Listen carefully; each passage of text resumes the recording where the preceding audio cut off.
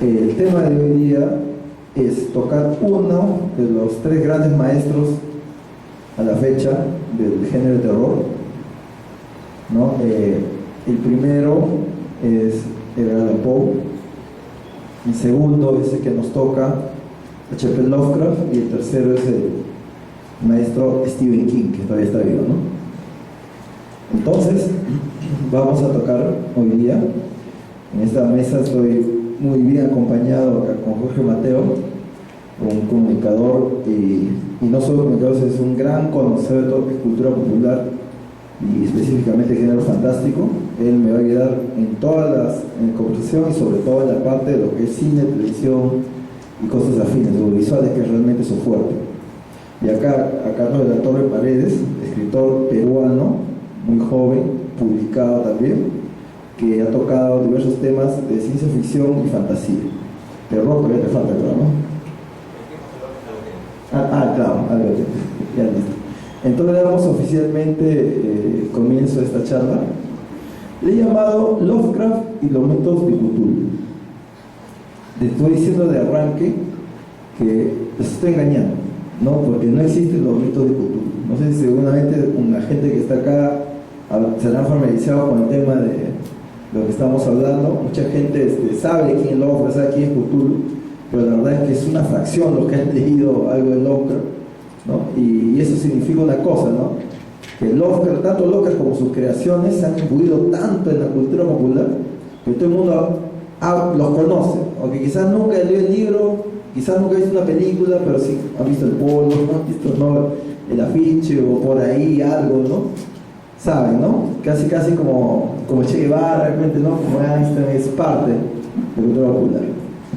También hay que señalar que en alguna oportunidad hemos visto películas que no sabíamos que tenían un elemento Lovecraftiano, y son películas tan conocidas como Alien, El octavo pasajero, y algunas más que también tenemos en el conversatorio hoy día. Que vamos a entrar en detalle. Por la mesa en cualquier momento pueden intervenir, no hay ningún problema, ¿ya? Y también el público, esto es interactivo. Lovecraft es un ser tan misterioso como su obra, digamos así, pero misterioso más que todo a razón de su obra, porque su vida ha sido ampliamente documentada, su corta vida ha sido ampliamente documentada, y si hablamos desde el punto de vista de hechos, realmente no hay mucho que decir, porque él fue una persona que prácticamente vivió un solo sitio toda su vida.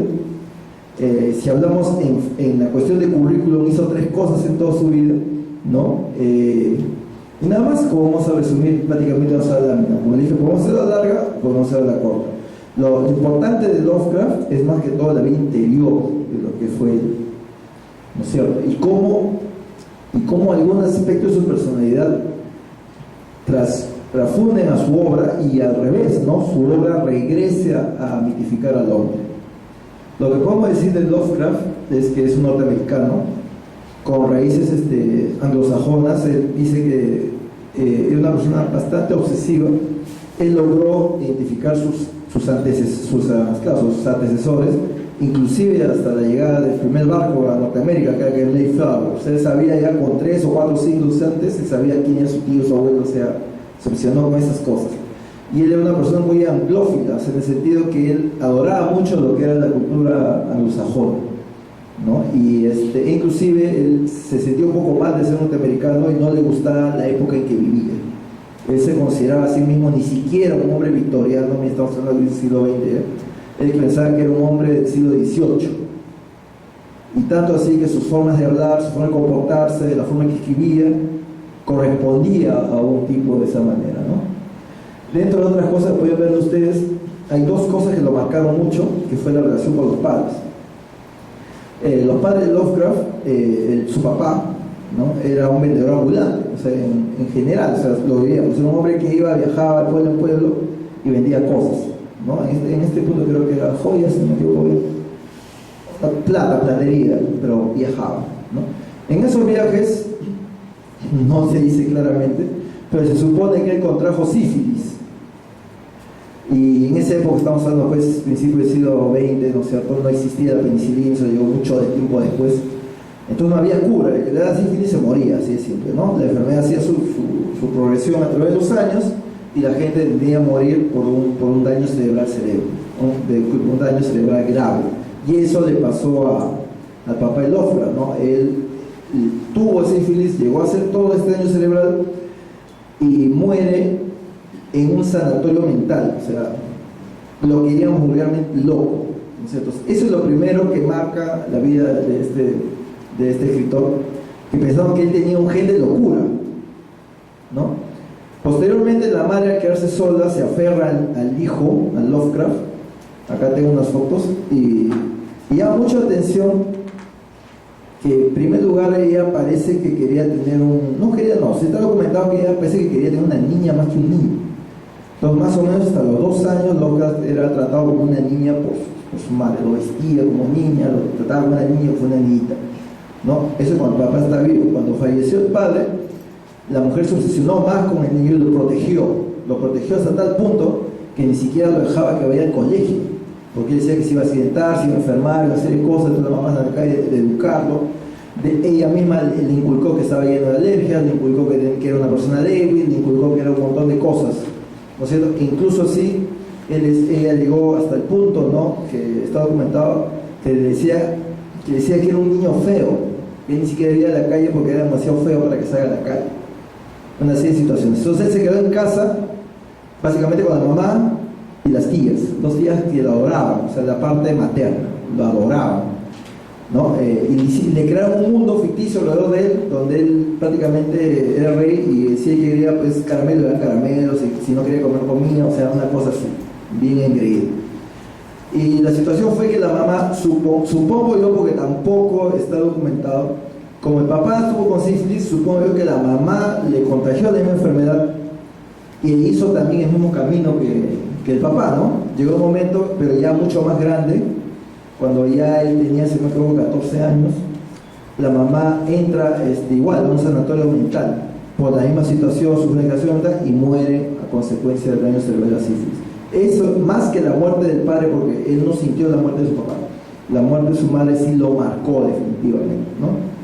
Y él se sintió como apartado de la vida, ¿no? Se recluyó del mundo. Paralelamente a esto, llega una edad ya pues 13, 14 años que comienza de una manera autodidacta. Si bien es cierto, él no llegó a completar ni siquiera el colegio, creo que fue a primaria de los 6 años, habrá ido 2, y de secundaria creo que hizo 2 años y nada más.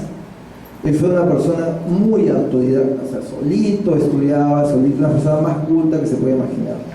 Según los vecinos, según la gente que pudo tratarlo, reconoce su brillantez, su habilidad para aprender rapidísimo, y sobre todo, él odiaba las matemáticas. Y eso pues, se contrapone a una pasión que lo marcó toda su vida, porque él, lo que él quería hacer era ser astrólogo. O sea, disculpe, no astrólogo, de astronomía, astrólogo, ¿no? Astrónomo.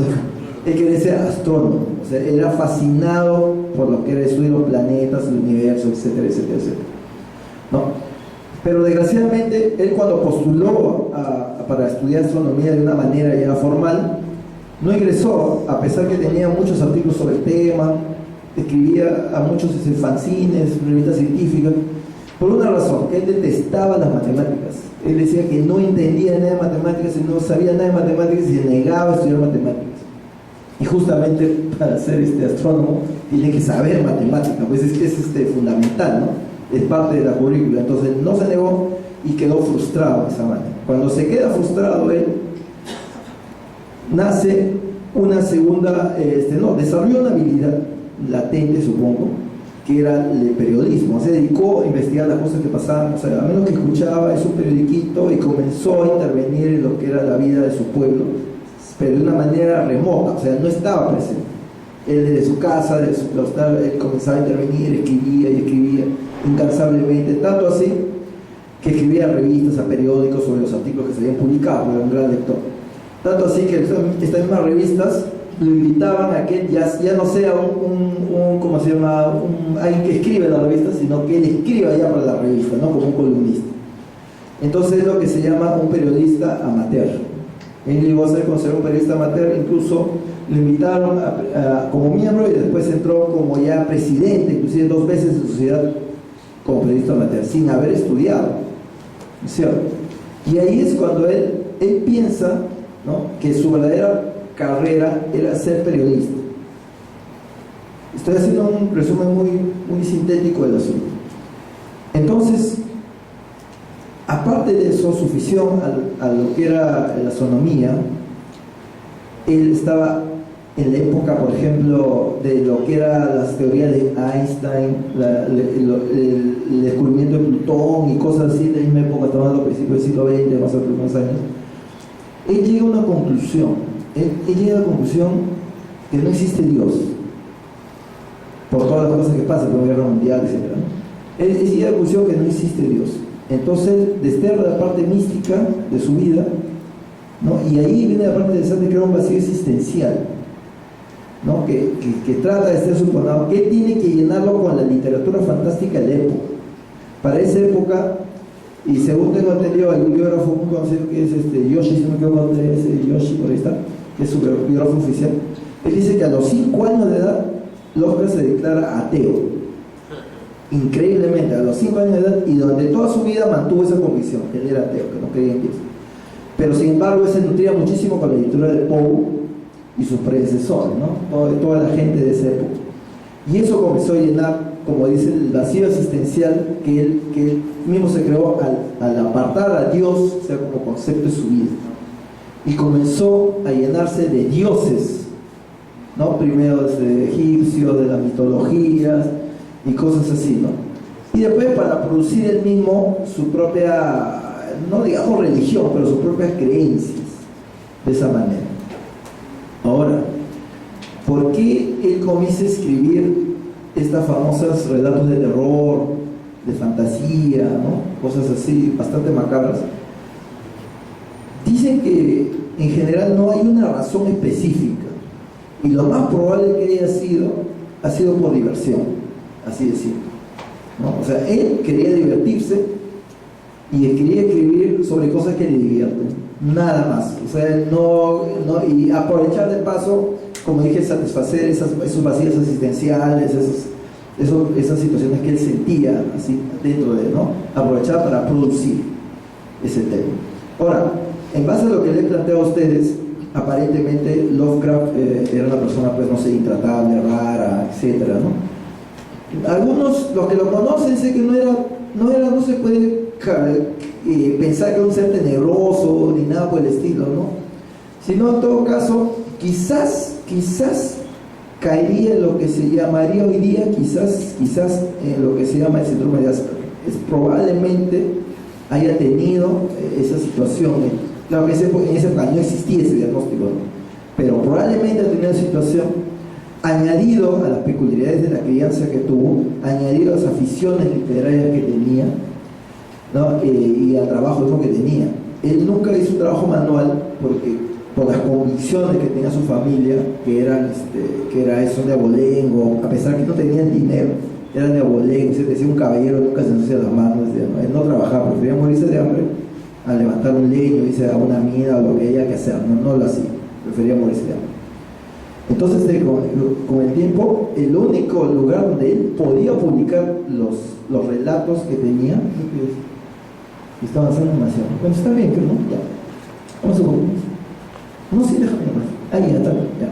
Entonces, la única forma que él podía publicar era en unas revistas pulp. En esa época, la revista pulp, ¿cómo podría llamarlo? No sé si hay un equivalente moderno, creo que no hay ningún equivalente moderno ahorita, no sé. No hay. La revista pulp era la revista, como dice pulpa, son las de más baja calidad en el sentido de papel, o sea, de impresión. Por decirte, avanza un poquito, después lo vemos. Estas son las revistas pulp, ¿no? Había cientos de títulos pulp, o sea, de revistas que salían en ese momento.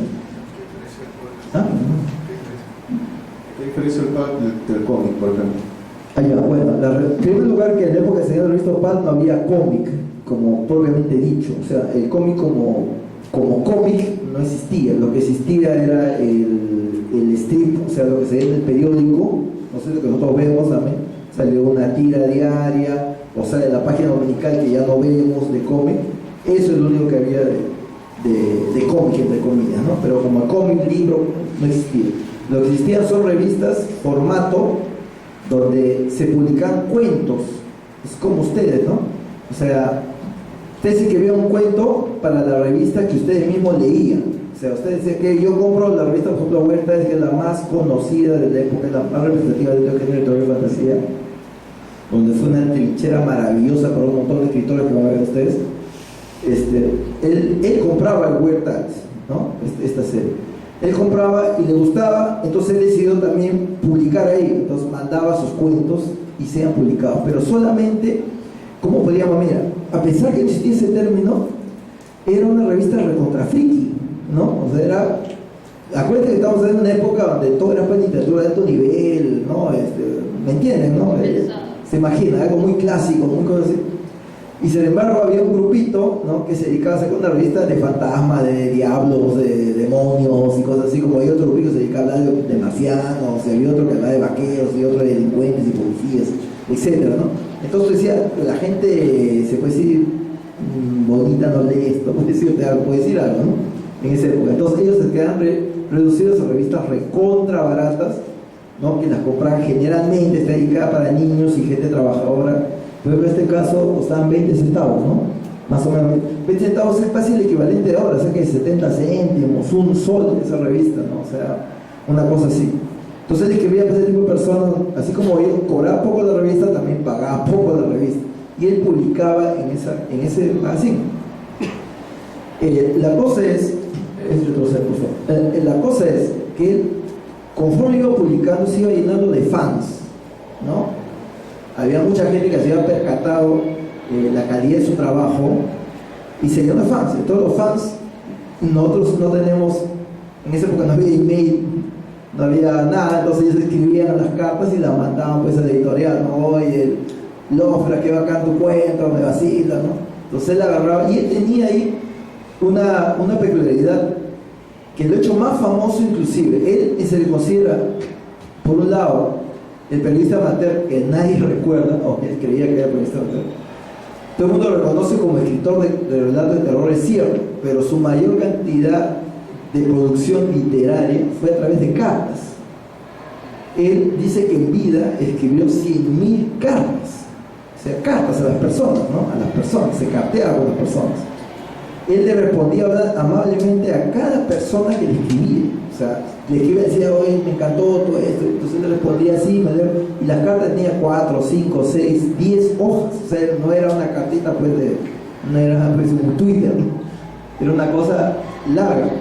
Entonces se comenzó a generar una serie de personas alrededor suyo, y asidos, que eran los pen pals. Ahorita no sé si tiene una traducción, pero pen es lapicero y pals es pata, compañero. O sea, es el pata que te escribía por carta, es tu amigo de la carta, ¿no es cierto? Ya suena medio raro, ¿no? Sería como un pata de Facebook que nunca lo ves, ¿no? Que todo el día saluda y te saluda, te manda cosas, tú le mandas cosas, y debe ser una cosa así. No, sí, claro, pero en esa época imagínate, ¿no? Entonces la cuestión es que él, sin querer, tuvo un círculo alrededor de él, ¿no? Un círculo de patas, y ese se denominó el círculo de Lovecraft, ¿no? Generalmente el círculo de Lovecraft abarcaba todas las edades, pero obviamente eran gente recontra friki como él. Por más que lo ves en las fotos, todo se internado, bien puesto, todo. Eran recontra frikis, eran los frikis de la época. Entre ellos inclusive se escribían cartas de todo tipo, y como ves me tomaba el asunto de poner los alias que utilizaban. O sea, ni siquiera decía hola Jorge, hola bicho, hola ¿no? Hola Carlos, no se ponían, ahí se ponían los nombres que querían, se ponían las chapas. O sea, ellos se trataban de chapas, ¿no? Como decimos nosotros, de alias y alias, siempre están los nombres y generalmente están. Ahora, si ustedes más o menos dominan o saben lo que es literatura fantástica, clásica, se dan cuenta que hay nombres muy notables en ese grupo, ¿no? Por ejemplo, de repente a mí el primero que se me ocurre, y dice que fue el mejor amigo pen pal de Lovecraft, fue Robert G. Howard. No sé quién conoce a Robert G. Howard, ¿alguno lo ubica? Ya. Robert G. Howard es el creador de Conan el Bárbaro, de los años 30. Conan el Bárbaro no lo creó Marvel, no lo crearon en la película de los 80, no. Es de la misma época de Lovecraft, ¿no? Si Lovecraft creó lo que vamos a hablar, el horror cósmico, Robert G. Howard creó la fantasía heroica, o sea, lo que sea la fantasía épica, de espada y brujería. Él fue, o sea, todo lo que ustedes ven ahorita, ¿no? Que son espadas contra dragones, si quieres, ponlo a Tolkien también, todo lo que era así, lo creó Robert G. Howard. Él creó de la nada con eso. Ahora, ¿cómo funcionaba este círculo de Lovecraft? Y acá viene un tema que yo trato un poco de comparar, de repente exagero un poco, a Lovecraft como como el creador de Creepypasta. Ahora, ¿por qué te digo eso? Porque Lovecraft lanza un monstruo, digamos así, ¿no? Un monstruo, y lo pone encima de la mesa, no lo publicó. Entonces Lovecraft lo que hacía es, ni siquiera Lovecraft se preocupó, como hizo por ejemplo, a ver, se me ocurre, Arthur Conan Doyle con Sherlock Holmes, que lo registró, no si este es mío, ¿me entiendes? Él lo soltaba, no lo registraba, o sea, lo publicaba ya. Y decía, oye, Howard, decía, qué bacán tu cultura, ¿puedo utilizarlo yo? Yo tengo un cueste, sí, usa nomás, no hay problema. O sea, escribe otro cuento del Cthulhu. Yo tengo otro monstruo, me gustaría meterlo en tu panteón, ya, normal, o sea, normal. O sea, él permitió que la gente utilice sus creaciones y permitió que otra gente añada cosas a sus propias creaciones, ¿no? Y él mismo tomaba las creaciones de otros y lo utilizaba en su propio cuento. Él, por ejemplo, lo vamos a ver más adelante, él, por ejemplo, cuando creó el Necronomicon, permitió que otros utilicen el Necronomicon y a la vez otros le regalaron otros libros, digamos entre comillas, también crípticos, y él también los tomó y los metió en su cuento. Entonces, por eso es una de las principales características que tiene Lovecraft, y lo que ha hecho recontra duradero, ¿no? Porque eso que permitió que haya una explosión de criaturas Lovecraftianas por todos lados, y permitió que su influencia se sienta hasta ahorita. Por ejemplo, si tú quieres publicar lo de Tolkien, no puedes, porque todo lo de Tolkien está dentro de lo de Tolkien. O sea, Tolkien no te va a permitir, a pesar de Tolkien, que tú publiques algo que tenga que ver con los anillos, y es que no está dentro de ellos, ¿no es cierto? Pero Lovecraft no, tú puedes hacer, desde siempre tú puedes publicar lo que te dé la gana con el asunto de Lovecraft. Ahora vamos a definir después más adelante qué es Lovecraftiano, ¿no? Porque eso tiene su característica especial. Estos son los grandes, acuérdense. Y también una cosita más, gracias a ellos Lovecraft todavía se recuerda. Lovecraft llega a casarse, ¿no? O sea, hay un tema que dice, muchos lo acusan a Lovecraft, por ejemplo, lo acusan de racista, que es cierto, lo acusan de homosexual, no, aparentemente no fue, mucha gente lo ha dicho que no, y sobre todo se casó una vez con una mujer 7 años mayor que yo, vivió con ella 2 años, y él dice que no, que era un hombre óptimo y un buen amante, así lo dijo, claramente está bien. Entonces ahí cayó un poco de bocas.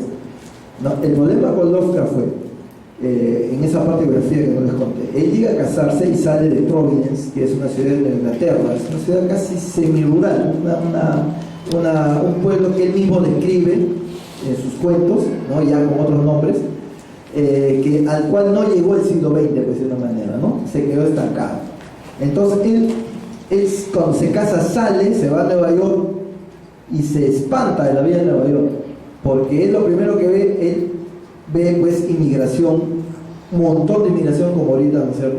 Y él no soportó eso, porque venía de un mundo rural, ¿no? Nueva Inglaterra es básicamente descendientes de ingleses, como dice su cosa, no veía otro tipo de mezcla racial, pues de una manera no veía, ¿no? Y él también, producto de su época, pensaba que solamente los blancos eran inteligentes, que solamente los blancos eran bonitos, que solamente los blancos eran la divinidad y tenían los únicos llamados para trascender, ¿no? Y que las demás razas habían sido creadas para hacer servir a ellos, a los blancos, ¿no? Pero es un pensamiento de la época, porque incluso si nosotros vemos dentro de otros escritores de la misma época, el mismo Robert G. Howard, ¿no? Él cuando ustedes los cuentos de la época es lo mismo, o sea, él describe que sus enemigos decía, vienen a atacar los guerreros negros, porque o sea, ellos decían niggers, o sea, lo más despectivo, ¿no? Vienen los niggers, ¿no? Que son tan bonitos como un mono, rabioso, decían, ¿no? Son brutos, una serie de adjetivos como si nada afectaban, pero como digo yo, es la época, solamente que obviamente en esta época nosotros leemos eso y nos choca, ¿no? Pero en realidad hay que situarse en el momento en que ocurrió eso, ¿no? Otro tema con él es que Lovecraft, después de su fracaso matrimonial, regresa a refugiarse otra vez a los brazos de sus tías, porque la verdad vive con sus tías solteronas, y bueno, no consigue trabajo, el poco dinero que su padre le dejó en los negocios y lo que quedaba en la fortuna familiar se pierde, y él no come bien, o sea, comienza una hambruna, no consigue dinero, publica no tanto, cada vez está más preocupado por ese gen de la locura que piensa que está heredada de su familia, y llega un momento que él ya el último año de su vida, que siente mucho dolor, muchas situaciones internas, y él no creía en la medicina porque decía que los médicos no habían curado a su familia, que habían muerto justo 2 en sanatorios, ¿no es cierto? Los médicos nunca hicieron nada por su padre. Entonces él muere a producto de un cáncer, dicen cáncer intestinal, yo me imagino que era un cáncer de colon, ¿no? Solo en esa época tenía otro nombre. Un cáncer de colon, muere, pobre, solo, y tanto así que cuando le entierran en lo que nosotros llamamos no un nicho común, pero así como una parcela familiar, donde se entierra toda la familia, y su nombre figura dentro, en una esquinita de toda una lápida con varios parientes, pues. Y es así después que muchos años después sus fans, ¿no? Hacen una colecta, que como nosotros, hacen una colecta y hacen esta lápida, que lo ponen adelante de la lápida donde está enterrado, donde dice, ¿no? Donde dice Lovecraft, y le ponen una frase que se hizo famosa en uno de sus cartas, donde dice: yo soy Providence. O sea, él representaba todo lo que era Providence, que es el pueblo donde vivía, ¿no? Sí.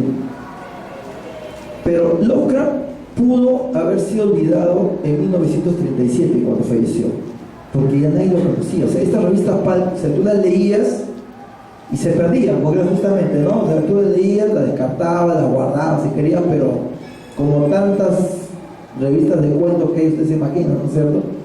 Se había perdido. Pero este círculo de amigos, y sobre todo uno de ellos, uno de sus discípulos, que se llamaba August Derleth, él decidió rescatar no solamente el hombre de Lovecraft, que sí, la verdad, sino de todos estos escritores pulp de la época, ¿no? Donde incluía no solo a Lovecraft, sino incluía por al mismo Robert G. Howard, que murió 7 años antes, se suicidó, si ustedes no saben, se suicidó, y que era recontra pa', eso también le dolió en el alma a Lovecraft, que se había muerto, a pesar que nunca se vieron cara a cara, dolió. Entonces Derleth hizo un libro, creó una editorial que se llama Arkham, justo en homenaje pues a Lovecraft, y sacó el primer libro de Lovecraft que se llamó The Outsiders and Others. O sea, el Outsider es un cuento, ¿no?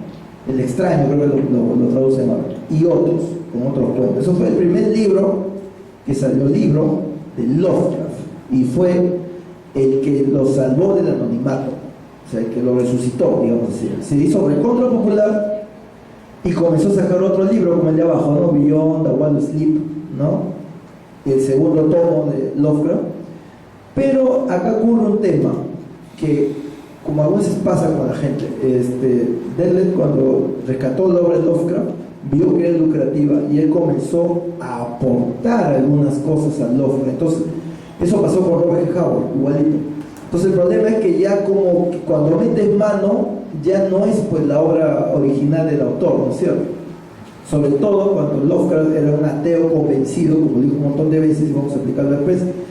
Y Aldous Derleth no, Aldous Derleth era católico, ¿no? Era lo contrario. Entonces él era una contraposición de visiones, y él quería manejar la obra de un ateo, o sea, un pata recontra católico, creyente, que iba a manejar de un ateo, y definitivamente hubo variaciones, y vamos a explicar cuáles. Aparte de eso, que él comenzó a escribir otros cuentos de Lovecraft rápido, o sea, no de Lovecraft, pero él ponía, ¿no? Lovecraft y Aldous Derleth. No sé si ustedes buscan algunos libros, algunos son engañosos, ponen Lovecraft y ponen abajo Aldous Derleth, pero no es Lovecraft que escribe, es Auguste Dernay que aprovecha los temas, el lenguaje de Lovecraft que vamos a hablar para modificarlo, ¿no? Por si acaso, como curiosidad, en la esquinita, ¿no se están viendo ese? Ese es el primer libro de Lovecraft publicado en castellano. Salió el año 39, no, sí está bien, el 39, o sea, 2 años después de la muerte de Lovecraft, publica la primera edición en castellano en Argentina. Y ni siquiera era el mismo Lovecraft porque era de Dernay, era Lovecraft con Dernay, ¿no? Pero bueno, ese fue el primer libro. Ese libro dice que es, si ustedes lo ubican, lo guardan como oro. Siguiente. Ya. Nosotros cerramos rápidamente lo que es la biografía de Lovecraft y vamos a meternos primero en la concepción de lo que Lovecraft quiso hacer en esta obra.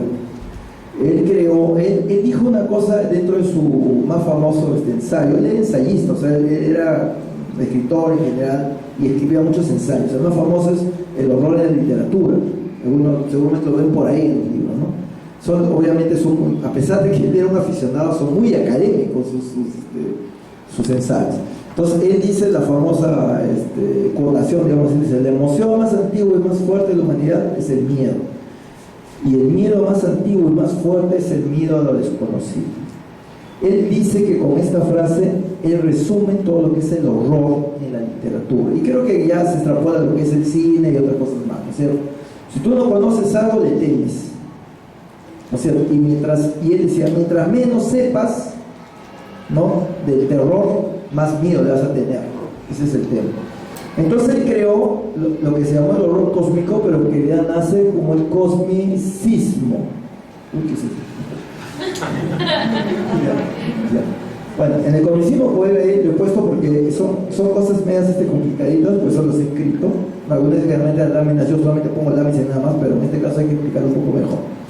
El cosmicismo se basa, ¿no?, es 100% localizado, se basa yo le he puesto como la incapacidad, ¿no?, del hombre comprender los terribles misterios del universo que lo despojan, dice, de cualquier rol protagónico. Es decir, el hombre en esa época en que Lovecraft escribe se creía rey del universo, como hasta ahorita de repente, ¿no? Yo soy rey del planeta, conquisté todo, voy al espacio, toda esa nota. Pero, ¿qué pasa cuando descubres que realmente todo lo que has hecho, tus miles de años de evolución, no significa nada? Entonces él dice que se despierta un terror primigenio, o sea, ya no, ni siquiera un terror de locura. Lo que te hablaba Poe era de la locura, o sea, él tenía miedo de volverse loco, todo está en tu cabeza, ¿no? Lovecraft no, el Lovecraft sale, ese terror lo saca de tu cabeza y lo manda al espacio, o sea, dice, ¿sabes qué? El terror está en el espacio. Cuando te des cuenta que a comparación del espacio no eres absolutamente nada, y todo lo que haces es nada, ¿no? Que no tiene ningún sentido, y que no hay Dios, que no hay cielo, no hay infierno, no hay nada, ¿no? Que todo el horror lo vas a vivir ahora en la realidad cuando te encuentres cara a cara. Por eso dice, esa incapacidad del hombre de asimilar algo tan portentoso que ahorita mismo ni siquiera puedo explicarlo bien, ¿no? Él dice, es lo que te ocasiona ese terror, y ese terror solo te lleva a dos cosas, ¿no? Generalmente te lleva a la locura, es decir, la locura él entiende como la negación de esa verdad, o sea, la negación total, se cierra, o si no, te lleva al suicidio. Generalmente en sus obras vas a encontrar esos dos tipos finales, ¿no? El pata se vuelve loco o el pata se da vuelta, de una manera más sencilla. O sea, yo creo que sí se entiende. Ya. El cosmicismo al final termina siendo el origen de los mitos que vamos a hablar. Que me vuelvo a explicar, los mitos no los creó Lovecraft, eso que quede claro. Lovecraft obviamente no puede inventar todo, siempre ha habido gente que lo ha influenciado, como es hablado, ¿no? Entonces acá, seguramente estos libros son conocidos. Edgar Allan Poe, el que menos conoce a Edgar Allan Poe, creo, ¿no? Porque se escucha hablar de él, y se fue el primer amor, digamos, de Lovecraft, ¿no? Eso le influenció mucho en su primera etapa. En la etapa ya dirigidas a lo que es, por ejemplo, las cuestiones oníricas, que vamos a ver, o sea, de sueños, y posteriormente a lo que es la fantasía que tiene que ver con los dioses, ya se influenció más en el libro de El Rey Amarillo, ¿no es cierto? Creo que todo el mundo ha escuchado hablar alguna vez, ¿no? Ajá, Robert Chambers, y sobre todo con el Lord Luzzani. No sé si ustedes saben quién es Lord Luzzani. Este es uno de los maravillosos maestros de la fantasía. Yo les recomiendo que lo busquen. Es difícil encontrarlo impreso, o sea, uno que otro. Escribió muchísimo y él tuvo la elegancia, una prosa tan elegante para escribir sobre la fantasía, sobre dioses, mundos maravillosos. Inclusive no tiene trama, o sea, cuando escribe no tiene trama, pero te describe unos paisajes tan lindos, ¿no? Como visiones, como cosas oníricas, pues decía, lo escribe de tal manera que no necesitas trama, lo disfrutas, es como ver un cuadro, nada más. Si pueden buscar, debe estar en internet, ahí bajen algunos libros, léanlo, es una cosa maravillosa, acuérdense, no lo usan. Siguiente. Acá sí me gustaría, esto sí lo puse porque esto tienen que mirarlo bien. Estas son las características de la lectura de Lovecraft, y se podría decir que todo lo que tiene la influencia de Lovecraft cumple con algunos de estos criterios. ¿Ya? Por ejemplo, el antropocentrismo. ¿Qué significa eso? O sea, que en general Lovecraft sentía un velado desprecio por la humanidad. O sea, él decía, dentro de la cacofonía, decía, la humanidad no logró nada, seguimos siendo tan animales como hace 2000, 3000 años, ¿cierto? Nos paramos a matar por tonterías, seguimos pensando tonterías, seguimos haciendo tonterías, no valemos la pena. Ese es básicamente lo que es el antropocentrismo. Ese es uno. Dos, otra cosa que rompió Lovecraft, a diferencia de los anteriores, nosotros vemos, ¿qué es lo que da miedo? Que venga un monstruo, te coma, te arranque la sangre, los huesos, sonido, esas cosas. Lovecraft no fue ese tema. No sé, él dice, no le tengas miedo a la sangre, ni a la carne, ni a los huesos. Tienes que tenerle miedo a otro tipo de texturas. Y él va hacia lo viscoso. ¿No es cierto? O sea, él te dice la repugnancia de tocar cosas viscosas. Acá hago un paréntesis. Lovecraft dice que le gustaba el mar, pero le tenía un terror pánico horrible a todo lo que sea submarino. Por eso generalmente todos sus monstruos son acuáticos, porque pensaba que no podía haber cosa más horrible que una cosa que vive bajo el agua, ¿no?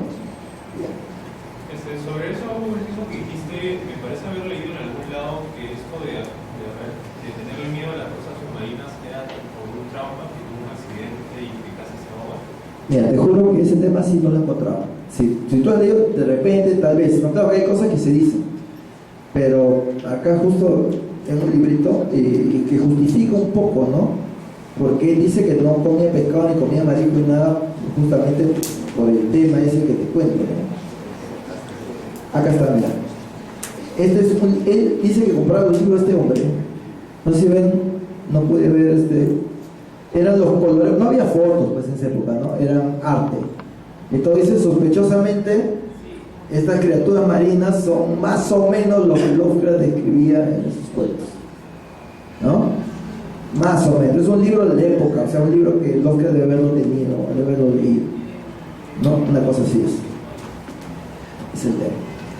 Tercero, el estilo de escritura, ahí está. El estilo de escritura responde no a una cosa que sea, como decirte, deliberada, sino era parte de su ser. Como le decía, él se creía un caballero del siglo XVII, ¿no? Disculpe, del siglo XVIII, hasta del siglo XVIII, ni siquiera creía que era victoriano, era antes.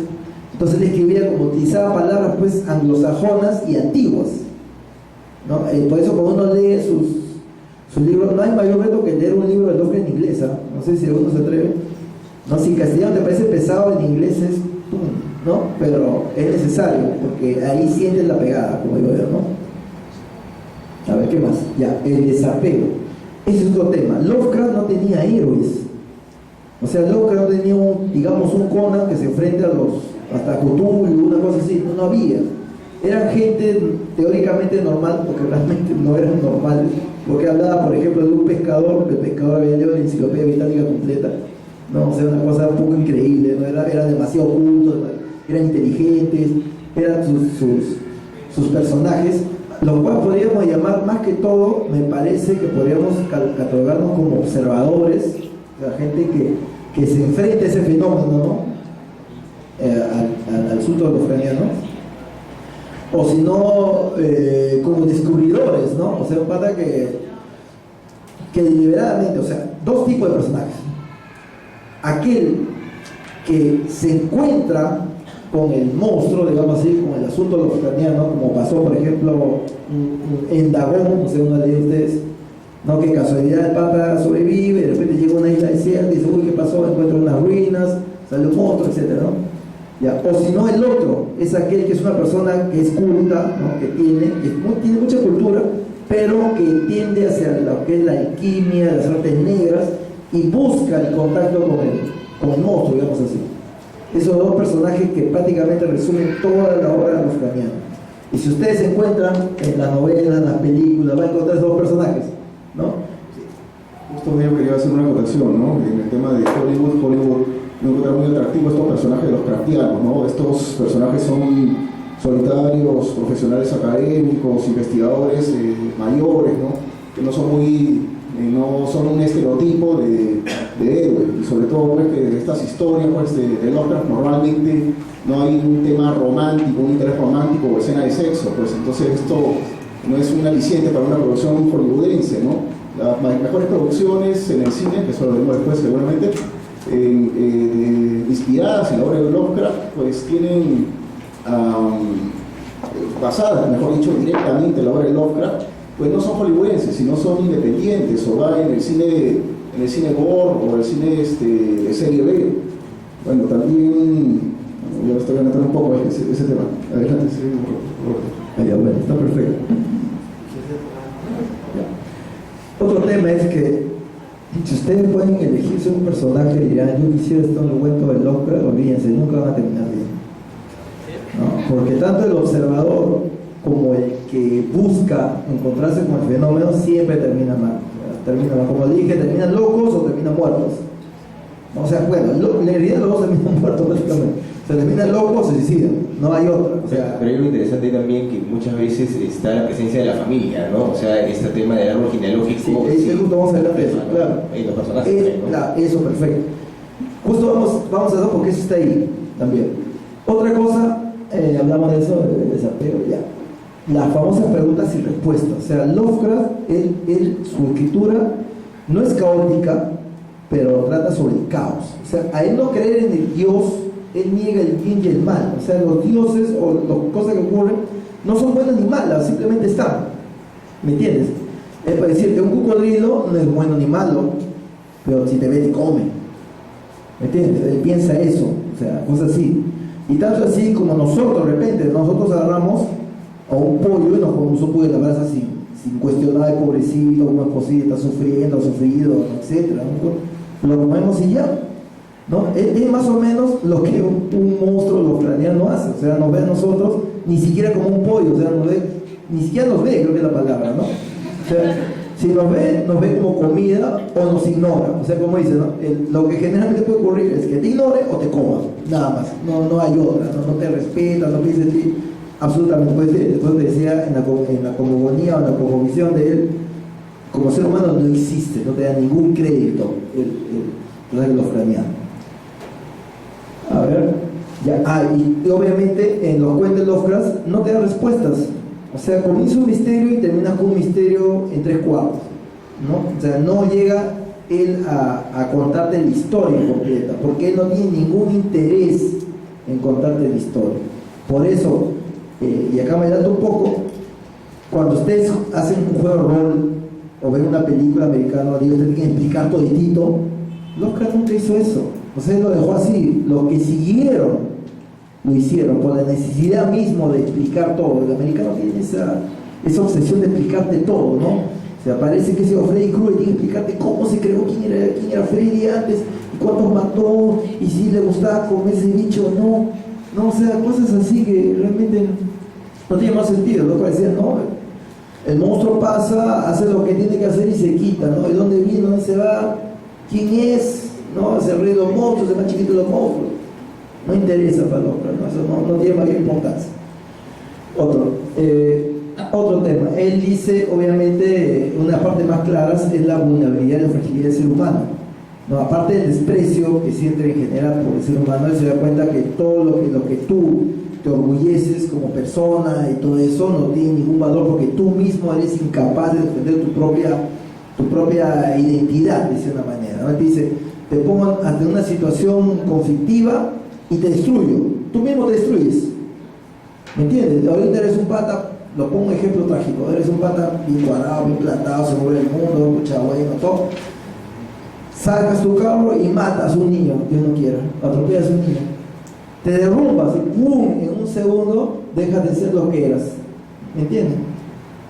Es más o menos lo que Lovecraft te dice, ¿no? O sea, él dice que uno es incapaz de mantener la humanidad y todo lo que eso significa ante un hecho cósmico en general, ¿no? Creo que tiene razón, ¿no? Si alguien dice que nos cae un meteorito, ¿no? O sea, que creo que la gente, no creo que la gente esté tranquila, la verdad, ¿no? Lo último, lo que justo comentó Carlitos, es el famoso linaje cuestionable.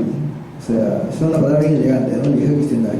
Como les dije, él hizo un árbol genealógico larguísimo de su propia familia. Él dice que uno no puede escapar a lo que es tu familia, ¿me entiendes?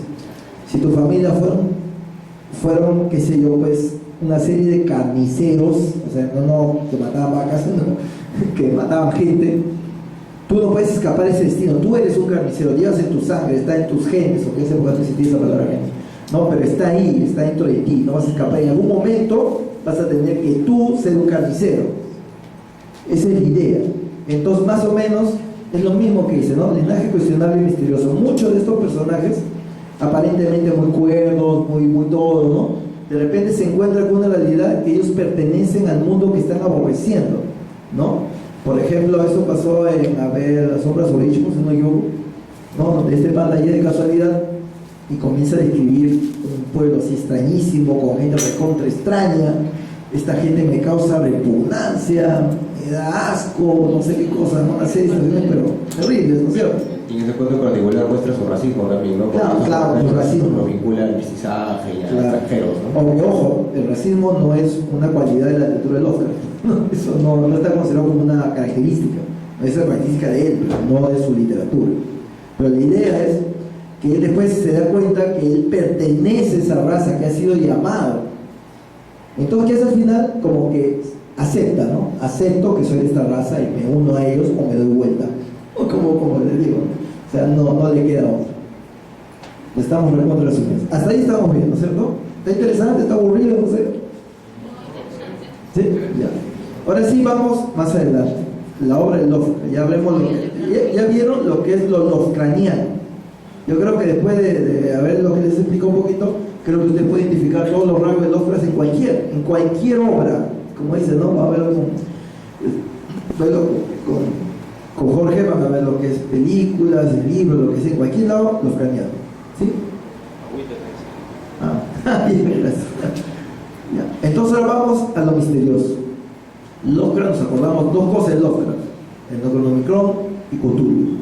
O sea, es lo que todo el mundo saca de primera intención. Y el Necronomicon, todo el mundo va a querer preguntar: ¿existe o no existe? ¿Usted qué dice? ¿Existe o no existe? No existe, ¿estás seguro? ¿Tú qué dices? ¿Existe o no existe? Recuerdo hace un buen tiempo haber leído un artículo en la revista Careta, que estoy hablando de los años 90, sobre esos tipos mis conocimientos sobre cine de terror incipientes, ¿no? Y justo hablaba del tema, ¿no? Que justo en esos tiempos estaba realizando una compilación de escritores, ¿no? Para poder imprimir, para poder publicar el Necronomicon de por sí. ¿Qué comentas?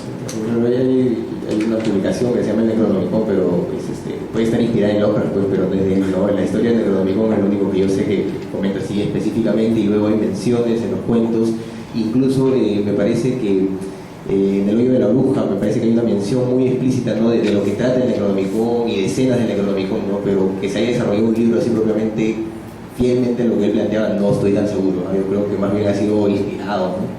Mira, en realidad el Necronomicon como Necronomicon no existe, pero yo podría decir que ahora ya existe, porque hay tanta gente que ha metido mano en ese asunto que ha creado el libro. O sea, es una cosa rara, ¿no? O sea, Lovecraft, él habló del Necronomicon, ahí está justo la primera reseña, ¿no? La primera que habló, lo habló como lo nombró, y después comenzó a ahondar un poco más, y el tema es que le comenzó a dar la historia del Necronomicon. Y eso fue eso es algo, mira, no es que haya sido original de Lovecraft, porque había otros autores que han creado libros, ¿no es cierto?, ficticios, ha habido, pero él hizo con tanta seriedad y tanta convicción, y ese es otro de los temas que tiene Lovecraft que nosotros quizás no lo he profundizado, es que Lovecraft te convence de lo que está escribiendo. Como él tiene tanto conocimiento previo, o sea, no es un patita que se sentó a escribir tonterías o se rayó con una cosa. Lovecraft, él tenía conocimientos, como dije, de astronomía, de botánica, de historia, etc. Todo ese conocimiento lo volcaba en sus cuentos. Y metía su cuchara, ¿no? Decía, mira, Necronomicon existe porque, y decía el recorrido del Necronomicon, ¿de acuerdo? Ponía el Necronomicon. Entonces él decía, el Necronomicon está acá, está allá, está por allá. Hay un Necronomicon en Argentina, ustedes saben, ¿no? Pero he escuchado en la biblioteca de Buenos Aires hay un Necronomicon. Hay mucha gente que está yendo a buscarlo. La biblioteca dice que no existe, pero ellos dicen que están ocultando. Dice que hay una en el Vaticano, lo mismo dice, ¿no? O sea, como dice lo paranoico. Acá hay uno también, dice, ¿ya? No. La idea es que es un libro que no existe y que sirve específicamente para invocar a los demonios de los mitos, por decir de una manera. ¿No es cierto? Ese es el tema. Tanto así que me he logrado jalar eso, la verdad que es de Wikipedia. Pues ya está lo que trata cada capítulo, lo que trata cada parte del libro, ¿no? Y como dice, podemos ir a la esquina buscando el Necronomicon, sí. Creo que atrás hay el Necronomicon también, ¿no? Sí, el Necronomicon también hay. Y hay mucha gente que lo hace. Hay invocaciones a Cthulhu, los voy a pasar después. Van a haber un montón de cosas. ¿Entienden? Pero no solo fue el único libro, Lovecraft hizo otros libros, ¿sí? Una pregunta sobre el Necronomicon. ¿Tú crees que este libro haya resultado una especie de recurso dentro de las novelas como para decir, está todo el cosmos desconocido, pero el Necronomicon es como una ayuda en todo ese caos? Más que una ayuda, es una llave. O sea, el Necronomicon es la llave. Entonces yo pregunté, y esto claro, tiene que ver mucho con religión, y yo me acuerdo pregunté por qué nos persignamos, ¿no? Padre, Hijo, Espíritu Santo. ¿Por qué? Dicen que el persignarse es como marcar un número de teléfono. Es como si marcaras el número de teléfono de Dios, pues de una manera. Tú cuando marcas el número de teléfono de Dios, pues te persignas, ¿no? Padre. Entonces fíjate que estás abriendo una comunicación, ¿no? Es como, ¿me entiendes? Tú hablas con Dios, terminas de hablar con Dios, te retiras, cierras la comunicación. Corto. El Necronomicon es más o menos ese asunto, ¿no? O sea, te da las comunicaciones, o sea, los números de teléfono de cada demonio, pues de una manera, ¿no? Si tú sigues estos pasos, lo llamas a esto, lo llamas a esto, ¿no? Esa es la idea, ¿no? Esa es la idea. Bueno, y como les dije, gracias al círculo de Lovecraft aparecen otros libros. Lovecraft también crea The Birmingham Mysteries, también mira, hasta la gente le hace la portada como si existiera, ¿no? Igualito, hay otros más, otros libros, y hay otros del ciclo de Lovecraft que le meten otros libros, mira, acá hay otro, solamente que me parece que el Necronomicon es más famoso, más que todo por el nombre, creo, ¿no? Porque el nombre va acá, Necronomicon, es como Cthulhu, ¿no? O Chulu, o Hulu, no sé. El tema es que, más que todo creo que por el nombre, ¿no? Es que se hace más famoso. Siguiente. Ahora sí vamos a entrar a mí que Cthulhu, dije, Cthulhu no existe, a pesar de las fotos. A pesar de las fotos, Cthulhu no existe. O que mucha gente quiere que exista. O que también yo creo que leí en religión una cosa. Decía, los dioses existen mientras haya seguidores. Decía, el día que mueran los dioses, el día que destruyan sus templos y maten a todos los seguidores. Entonces, teóricamente, si todos nos juntamos y hacemos un templo de Cthulhu, Cthulhu existirá. ¿Me entiendes? Claro, esa es más o menos la lógica, ¿no es cierto? Esa es más o menos la lógica. Siguiente. Ese es el gran dios Cthulhu, no es el jefe, ¿no? El más del panteón de Lovecraft, creo que todos sabemos eso, ¿no? Lo que saben. Pero sin embargo, él es el más conocido y más que todo debido al cuento, ¿no es cierto? A la llamada de Cthulhu. Ahora, ¿por qué? Porque la llamada de Cthulhu creo que es, no digo que es el cuento más perfecto, pero es el cuento que mejor lo describe a un monstruo lovecraniano, un dios, no digamos monstruo ya, un dios lovecraniano, ¿no? Es el que mejor lo describe. Siguiente. Y acá entro a lo que se llama el bestiario. Miren, y acá como dije, no existe los mitos de Cthulhu, porque en primer lugar, ni siquiera Lovecraft dijo que el Cthulhu era el principal, era Jack Shagot, si no me equivoco. Él decía que era Jack Shagonita, o sea, me dicen, me disculparán la pronunciación, pues no decía razón. Decía, ¿cómo se dice? Cthulhu, Chulu, ¿no? ¿No? Jul, ¿por qué no puedo pronunciar bien? ¿Por qué? Justo antes que iniciáramos también estamos en esa disyuntiva. ¿Cómo es? Cthulhu, Cthulhu, Zulu. Bueno, yo tenía entendido que era Cthulhu, ¿no? Pero ya creo que más en español es Cthulhu. En realidad, me digo una cosa. Supuestamente nosotros no podemos pronunciar ninguno de esos nombres porque no estamos en la capacidad física de hacerlo. O sea, dile cualquier cosa, dile Cthulhu, Chulu y todo eso mismo, porque al final no vas a poder pronunciarlo. O sea, es imposible que alguien pueda decir el nombre de estos dioses. ¿Está claro? O sea, no hay roche. Acá no hay falta ortográfica, no hay ningún problema. ¿Cuál es lo que pasa? Ahora, el bestiario de Lovecraft es inmenso y sigue creciendo. Justamente a raíz de qué? Lo dije gracias al círculo de Lovecraft, ¿no? Los primeros que pusieron un granito de arena y comenzaron. El problema acá fue que Derlet, ahora sí voy al tema, Derlet agarra la obra de un ateo, que es Lovecraft, ¿no? Que Lovecraft decía, no, es un caos, ¿no es cierto? Esto es un caos, no interesa quién contra quién, no quiso explicar nada. Lovecraft, ustedes lo leen los cuentos, realmente es raro, salvo en las montañas de locura que dice algunas cosas, pero generalmente lo demás no dice nada. Entonces te viene Derlet y dice, mira, pucha, ¿y ahora qué hago? ¿No? Te vamos a organizar. Entonces, pero como yo soy cristiano, o sea, no en el mal sentido, sino en el buen sentido, yo entiendo que debe haber un bueno contra un malo. ¿Me entienden? O sea, tengo que plasmar mi creencia del bien contra el mal en la obra de Lovecraft. Cosa que no existía. O sea, en la obra de Lovecraft no existía el bien contra el mal, no había ese enfrentamiento. Solamente había dioses y nada más. Entonces él dijo, vamos a crear los dioses buenos, que son los antiguos, y vamos a decir que está en guerra contra los malos, que son los arquetípicos, ¿no? Que te he hablado, y hay una guerra continua. Y debido a esa guerra, por ejemplo, nacen los seres humanos que tenían que ser unos servidores, y eso tiene mucho que ver, me dirás después más adelante, con la concepción de lo que era el New Age, que todo el mundo ha escuchado hablar del New Age, la nueva era, que es bien famosa. La nueva era es no una religión, pero es una idea filosófica que mezcla pensamiento, digamos, cristiano, donde te dice que Dios, o Jesús, si quiere verlo, Jesús no es el Hijo de Dios, pero es una entidad extraterrestre, ¿no? Y que nosotros no somos creadores, somos creaciones de extraterrestres, ¿no? Somos, pues se dice, la Biblia dice, que fuimos hechos a semejanza, ¿no?, de estos creadores. Pero los creadores no fueron dioses, no fue un dios omnipotente, sino fue un extraterrestre. Eso lo han visto en Alien, de la última película, ¿cierto? Que, ¿no? En Prometeo han visto que era uno, ¿no?, avanzado y hace un ser humano que es imperfecto. Entonces es más o menos lo que dice, o sea, no lo inventaron pues en Alien, eso lo decía ya Lovecraft, ¿no? Entonces él decía eso, ¿no? Nosotros somos experimentos fallidos, ¿no? Experimentos genéticos.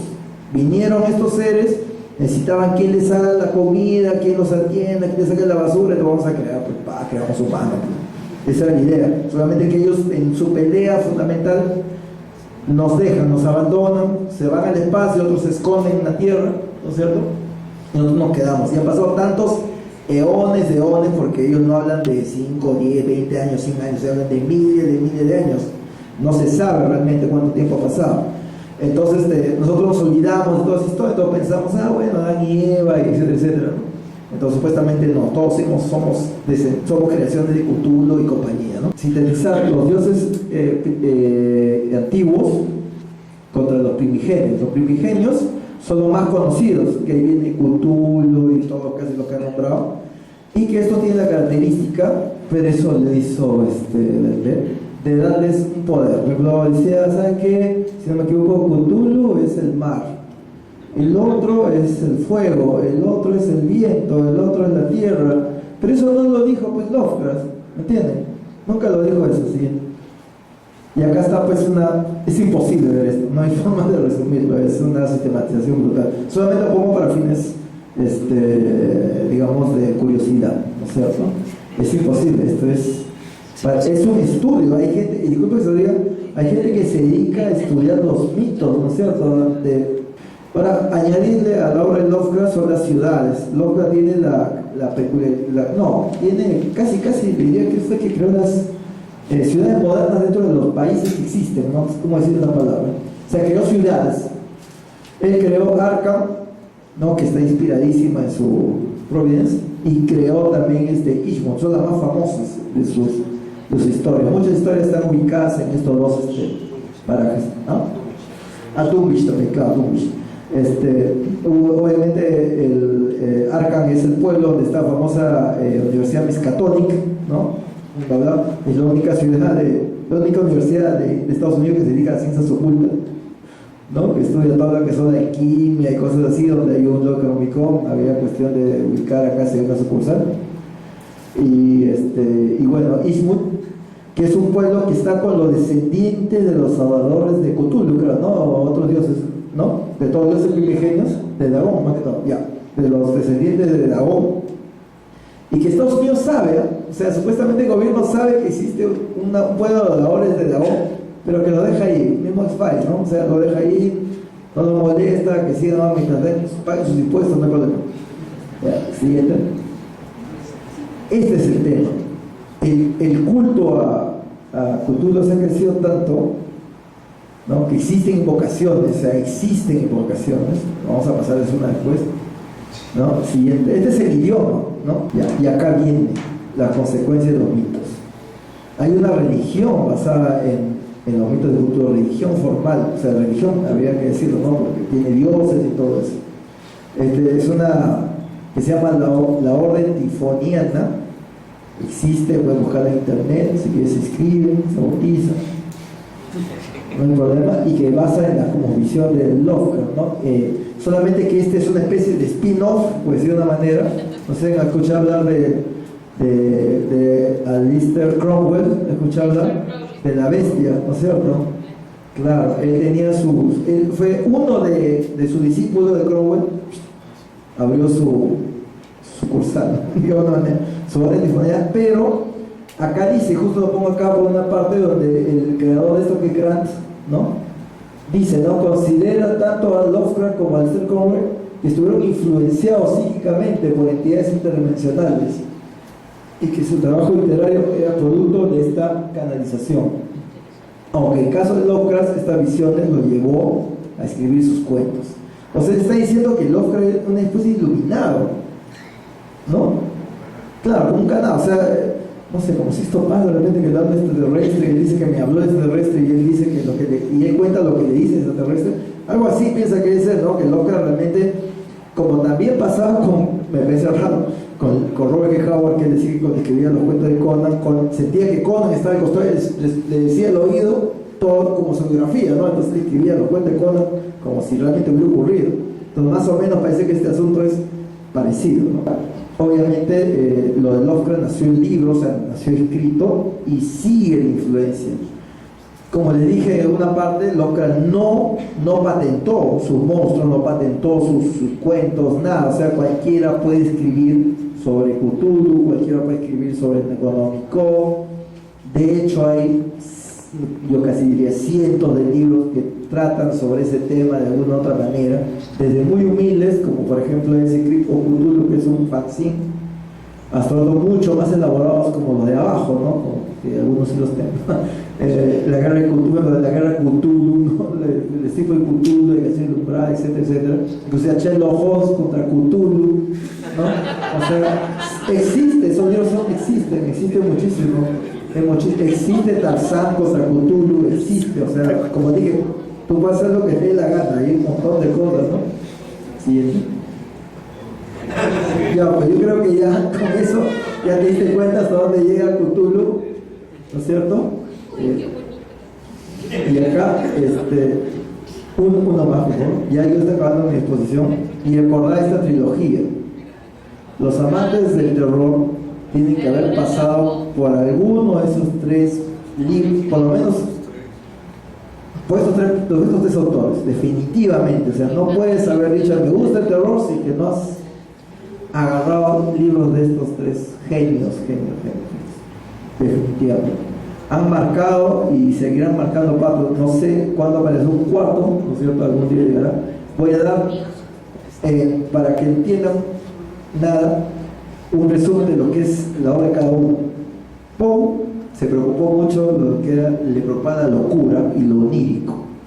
¿Ya? O sea, él pensaba que todo el terror está en la cabeza, ¿no? O sea, me vuelvo loco, tengo visiones, me tiro una borrachera, veo cosas raras, ¿no? Él veía, todo el terror está en su cabeza. Lovecraft no, él sacó el terror de la cabeza y tiró al espacio. Dijo, no, mira, no está en tu cabeza, está en el espacio, mira esos monstruos gigantescos, los dioses que nos están mirando, de los cuales no somos nada. Los dioses están en el espacio y quieren regresar. Y no solo están en el espacio, también están en la Tierra, o sea, en nuestro planeta, y quieren retomar el control del planeta. Ustedes saben también que hay un dios que está dormido en Machu Picchu. Ese está, no me acuerdo cuál es, pero hay uno que está dormido, lo describe el hombre que está dormido en Machu Picchu. O sea, en la ruina de Machu Picchu, no, eso fue de LED, dice que está en Machu Picchu. Allá. Y el otro es Stephen King, que toma de los dos realmente, pero y toma de un tercero que no está acá, que es Dickens, ¿no? O sea, él se dedica más a desarrollar lo que es la persona, o sea, son personas como nosotros. A Poe le interesaba, solamente hablaba de él prácticamente. Decía, no, yo tengo miedo de volverme loco, tengo miedo. No interaccionaba mucho el escritor, o sea, los personajes de él con el escritor.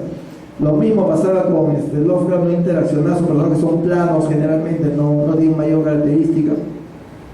Y no interesaba definirlo psicológicamente, generalmente todos eran, como dije, gente culta que se encontraba con un fenómeno, o que eran muy inteligentes, que tenían ciencia pero que buscaban eso, el conocimiento maldito, pues de una manera, ¿no?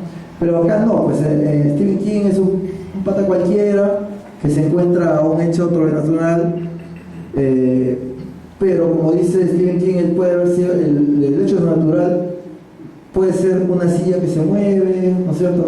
Puede ser una locura, puede ser un fantasma, o sea, le pone N situaciones, que es mucho más cercano a nosotros. El estilo de Stephen King, él lo acerca a nosotros, que en cierta forma es una continuación de lo que hace Lovecraft, que Lovecraft sacó el terror, eso no lo dije, sacó el terror de Drácula, que había que irte a Transilvania para que Drácula te muerda, ¿me entiendes? Él ya dijo, no, Drácula, o sea, no, Transilvania está acá, atrás de tu casa, ahí está Transilvania, no tienes que irte hasta medio mundo para que te muerda el vampiro, no, está acá, el que está atrás. Y eso también lo ha continuado Stephen King. Ahora, para cerrar el video, para ver si existe o no Cthulhu, uno dice que